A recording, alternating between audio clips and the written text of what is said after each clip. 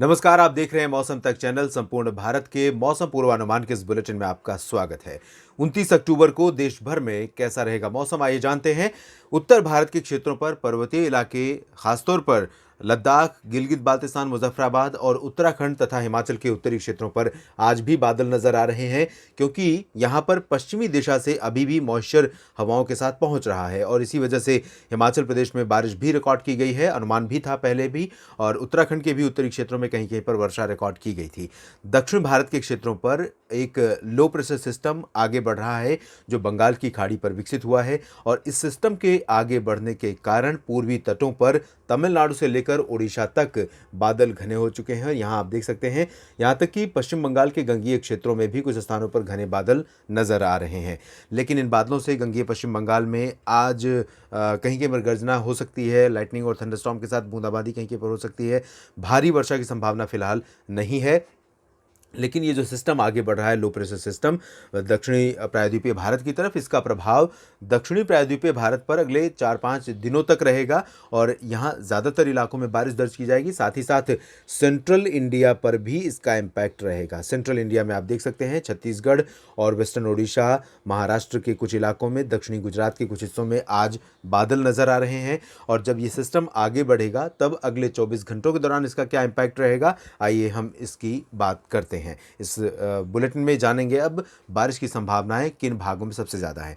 पूर्वी तटों पर गतिविधियां सबसे ज़्यादा नज़र आ रही हैं, खासतौर पर तमिलनाडु और दक्षिणी तटवर्ती आंध्र प्रदेश के क्षेत्रों पर, और इन भागों में कई स्थानों पर मध्यम से भारी। तो तमिलनाडु के तटवर्ती रीजन्स में और ख़ासतौर पर चेन्नई और पुदुचेरी तथा आसपास के जो उत्तर पूर्वी तटवर्ती रीजन है तमिलनाडु के, इन भागों में कई शहरों में मध्यम से भारी वर्षा हो सकती है। और इसको यहाँ के लिए मानसून वर्षा कह सकते हैं, क्योंकि यहाँ पर नॉर्थ ईस्ट मानसून का आगमन हो चुका है और यहाँ पर नॉर्थ ईस्ट मानसून काफ़ी सक्रिय रूप से यहाँ पर बारिश दे रहा है। अनुमान यह है कि मदुरई, तिरुचिरापल्ली, कोयम्बटूर, सैलम, वेल्लोर समेत तमाम शहरों में यहाँ पर मध्यम से भारी वर्षा दर्ज की जाएगी। त्रिवेंद्रम, कोचीन और वारंगल, वायनाड समेत तमाम जगहों पर यहाँ केरल में बारिश होने की संभावना है। कोल्लम में भी बारिश हो सकती है, कन्नूर में भी वर्षा की संभावना नज़र आ रही है। और इन क्षेत्रों में खासतौर पर दक्षिणी जो केरल का क्षेत्र है, इन भागों में कुछ स्थानों पर मध्यम से भारी वर्षा हो सकती है। धीरे धीरे उत्तरी केरल के भागों की तरफ भी मॉइस्चर पहुंचेगा जब ये सिस्टम और करीब आएगा। 24 घंटों के बाद उत्तरी केरल के भागों में बारिश की इंटेंसिटी बढ़ सकती है। दक्षिणी आंतरिक कर्नाटक के क्षेत्रों में भी कई स्थानों पर हल्की से मध्यम वर्षा हमें 29 अक्टूबर को देखने को मिल सकती है। बेंगलोर, मैसूर, हासन और आसपास के इलाकों में, बेंगलुरु में भी मध्यम से भारी बारिश होने की संभावना यहाँ पर नजर आ रही है। उत्तरी आंतरिक कर्नाटक और उत्तरी तटीय कर्नाटक में, आंध्र प्रदेश के रायलसीमा तथा तेलंगाना में, इन भागों में स्थितियां बहुत ज़्यादा एक्टिव वेदर की नहीं होंगी।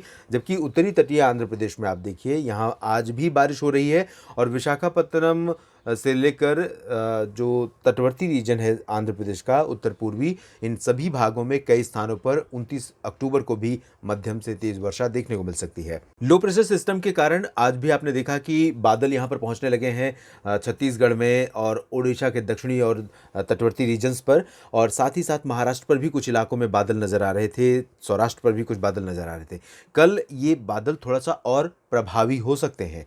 अभी अगर हम इस वेदर मॉडल को देखें तो यहाँ पर जीएफएस के अकॉर्डिंग पूरा का पूरा रीजन सेंट्रल इंडिया का ड्राई रहेगा, लेकिन दक्षिणी जो मराठवाड़ा और मध्य महाराष्ट्र का क्षेत्र है, दक्षिणी कोंकण गोवा और गोवा, साथ ही साथ उत्तरी आंतरिक कर्नाटक, तेलंगाना, इन सभी क्षेत्रों पर बादलों का प्रभाव बढ़ने के कारण 29 अक्टूबर को लाइट रेन या थंडरस्टॉर्म के साथ बूंदाबांदी कहीं कहीं पर हो सकती है। और यहाँ छत्तीसगढ़ के भी दक्षिणी इलाकों में कुछ स्थानों पर बूंदाबांदी होने की संभावना रहेगी। सुकमा, दंतेवाड़ा, बीजापुर, नारायणपुर, कोंडागांव, ये जो रीजन है, इन भागों में कुछ स्थानों पर गर्जना के साथ लाइट रेन हो सकती है, लेकिन इसकी जो संभाव्यता है वो बहुत अधिक नहीं है। जबकि उत्तरी छत्तीसगढ़ के रीजन में रायपुर से लेकर, दुर्ग से लेकर अंबिकापुर और सरगुजा, कोरिया और आसपास के इलाकों में सभी जगहों पर ड्राई वेदर रहेगा। यहाँ ओडिशा में उम्मीद यह है कि उत्तर से लेकर दक्षिण तक तटवर्ती क्षेत्रों में और सेंट्रल पार्ट्स में, साथ ही साथ वेस्टर्न पार्ट्स में, इन भागों में कई जगहों पर बादलों के आने के कारण लाइट रेन होने की संभावना बन सकती है। कहीं कहीं पर गर्जना के साथ बूंदाबांदी होगी, तो कहीं कहीं पर गर्जना के साथ लाइट रेन और मॉडरेट रेन भी हो सकती है, यानी हल्की से मध्यम बौछारें तटवर्ती ओडिशा में और दक्षिणी आंतरिक ओडिशा में देखने को हमें मिल सकती हैं। बहुत भारी बारिश यानी दक्षिण दक्षिण भारत की तुलना में यहाँ पर उतनी बारिश नहीं होगी। मध्य भारत में मध्य प्रदेश की तरफ अगर हम देखें तो यहाँ पर भी हवाओं में नमी के कारण कुछ इलाके ऐसे हो सकते हैं जहां पर आपको बादल नजर आए, कल भी 29 अक्टूबर को भी खासतौर पर सेंट्रल पार्ट्स में, ये जो पार्ट्स है इन भागों में, क्योंकि यहाँ पर हवाएं आने के बाद थोड़ा सा स्ट्रांग रुख ले रही हैं और इसी वजह से यहाँ पर बादल नज़र आ रहे हैं।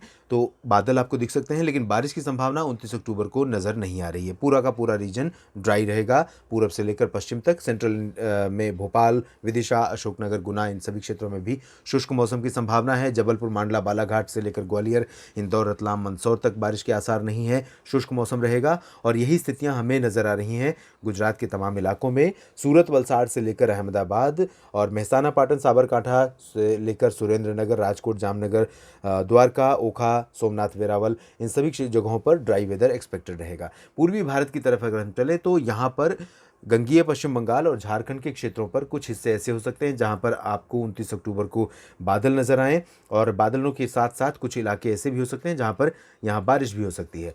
ख़ासतौर पर तटवर्ती जो गंगीय पश्चिम बंगाल का क्षेत्र है, अलीपुरद्वार, दीघा, कोलकाता और इन सभी क्षेत्रों में कुछ स्थानों पर हल्की वर्षा हो सकती है। भारी बारिश की संभावना नहीं है, लेकिन आज रात में थोड़ा सा एक्टिव वेदर कंडीशन हो सकती है यहाँ पर, और इसी तरह थोड़े समय के लिए 29 अक्टूबर को भी यहाँ पर मौसम सक्रिय हो सकता है।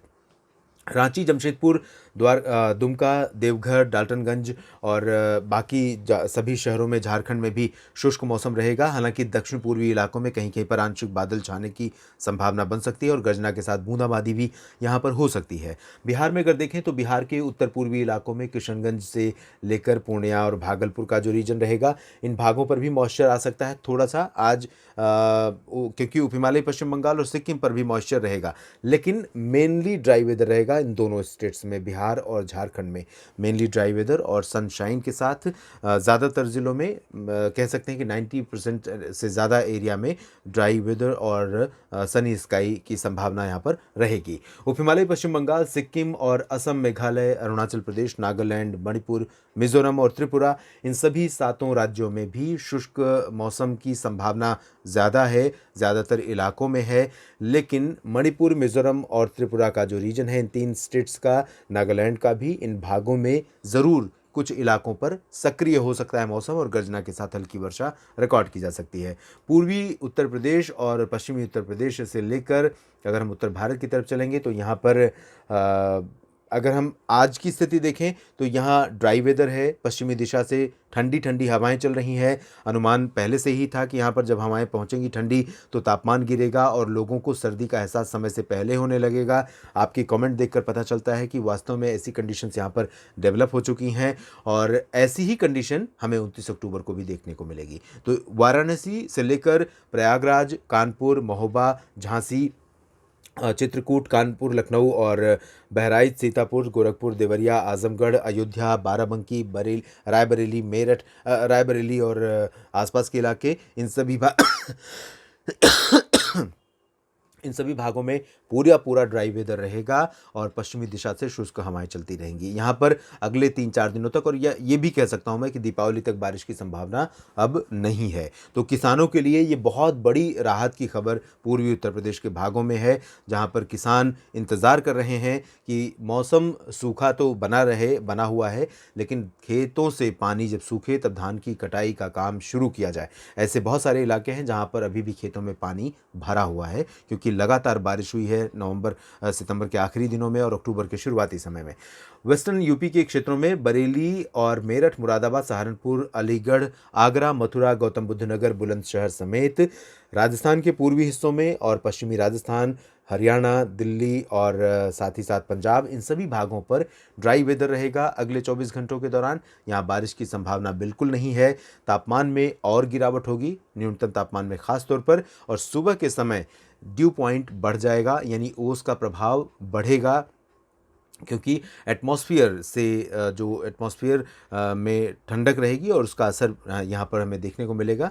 और साथ ही साथ पर्वतीय इलाकों में उत्तराखंड, हिमाचल प्रदेश, जम्मू कश्मीर, गिलगित बाल्तिस्तान, मुजफ्फराबाद, लद्दाख, इन सभी क्षेत्रों में भी शुष्क मौसम की संभावना है। गिलगित बाल्तिस्तान, मुजफ्फराबाद में भी बारिश के आसार नहीं है। यहाँ पर एक WD ज़रूर आ रहा है और इसके बारे में एक अलग से बुलेटिन मैंने किया है, उसमें आप देख सकते हैं ये 31 अक्टूबर के बाद 1 नवंबर या 2 नवंबर के बीच में यहाँ पर पहुँच सकता है। लेकिन आगामी WD पिछले सिस्टम जितना स्ट्रॉन्ग नहीं है, तो ज़्यादा एरिया प्रभावित होगा, ऐसी संभावना फिलहाल नहीं नज़र आ रही है।